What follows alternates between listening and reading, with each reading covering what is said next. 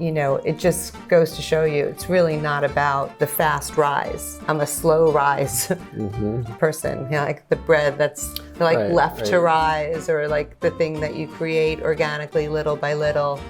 We're here with Donna Lennard from Buco for Every Consideration. Every Consideration is the last line from this like little poem from this Japanese tea master that I just always have sort of in the background at work and things like that.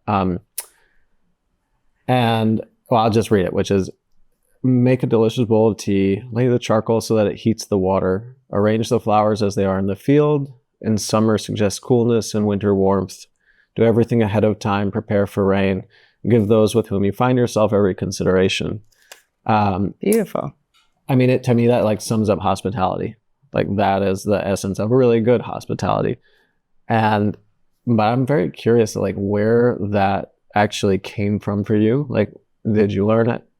Was it nature, nurture? Like, because not everybody has that, right? Like, but you feel it as soon as you walk in to Buco, like you get it.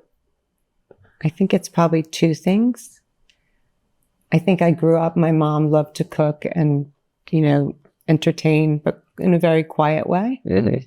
But she was, going to cooking school and trying different things and bringing them home and making it special. And she had a really nice eye for things. So I think she cooked with love too. And I think because we were talking about, birthdays and horoscopes, because I'm a Taurus, I'm actually kind of an earth mom. And I really love beautiful things from nature. I love textures. I love surrounding myself with beauty. So I think I have a natural proclivity for creating a nice space. And I like to have people around me. And I like to have people feeling good in community. I guess that all equals hospitality, right? Really caring who's at the table, that they like each other, hopefully. And the table's been a lot about family and friends.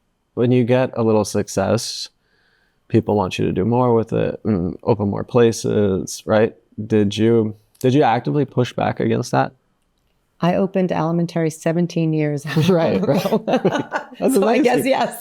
Yeah. I guess you could say I actively pushed back. One of the things there when you walk in, like that level of service is really hard to get right, where it's very casual, but it's also like really pro. How is that? Is it programmatic? Like, do you have like how do you teach that? I've always wondered, like. So because of the way we created the menu with all of the appetizers that change seasonally and the entrees are special every day, there's a lot of interaction with the staff in terms of how to order and what's going on, and just kind of like bringing people in. I think the key like training is like creating an atmosphere, an extraordinary experience for the diner without any bells and whistles. Yeah. It's like, how do you lead somebody through this in a way that you would love to eat here? Back to early days, you were doing experiential retail before that was like a thing that people were trying to do. You thought it would be good for sales, but also it sounds like you were just doing it because it was fun. When you say experiential retail, you mean like at the antique store? At the antique store, yeah. Okay. Yeah. I think the rule, if there was a rule, was just to do what we loved. Yeah. Like Il Buco is just like, was about, me coming out of a tragedy, meeting this crazy Italian guy who said, I either want to move back to Europe or I want to export Americana to Spain and Italy. I have all these friends in the fashion business and they love having these things in their stores. That's how we started. Right. And I was like, let's go to Italy. Let's go to Spain. And he's like, no, but I've researched all the places to buy these things in these fairs in Pennsylvania. So we had this little Suzuki Samurai and we'd drive across Route 78 and we'd pick up things and we just taught ourselves the antique business. We just bought what we loved and we had a very kind of aligned aesthetic. So we put everything in there that we loved, and then people would come in, and if they really loved it, the price went down. And if we really loved it and we didn't want to sell it, the price was higher. It was like, there was no real thought to this is going to be an incredible retail concept store. Right. Right. And I think because Alberto comes from hospitality, just naturally in his blood, and he was trained by one of the most wonderful chefs in Italy, and worked for like the head of Christie's in London and learned like, incredible service. Hospitality was really in his veins. So he was like, let's get a wine and beer license and we'll serve little snacks and give people a glass of wine. It will inspire them to shop. That's like, great idea. And that's what we did. And we invited our landlords in and we made them this incredible lunch, and they saw what we had done to the space, and they allowed us to get the wine and beer license and turn it into an eating and drinking establishment. So it just kind of had this organic growth. Yep. When you all stepped outside the restaurant, that was the moment you saw how beautiful it was. Was it also a moment you did you know that it would be a success?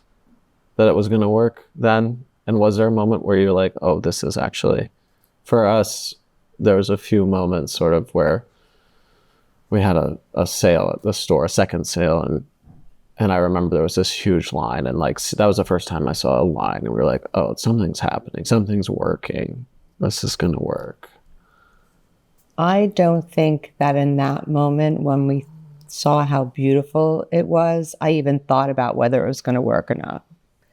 It was just like that pure like satisfaction of having it come together, and the rest came later. Buco like grew really slowly and positively and became successful fairly quickly, but out of nothing. Alimentary was like when we got the review and business doubled, and then the crowds were coming in. That was like one of those, wow, this is going to be successful. But, to this day, Il Buco is more successful than Alimentary, because Alimentary is such a complex model. But, it just goes to show you, it's really not about, the fast rise. To me, I'm a slow rise person. Like the bread that's like left to rise, or like the thing that you create organically little by little. The thing that gets the star review right away, doesn't necessarily mean that it's got all the ingredients, that it's easy to run.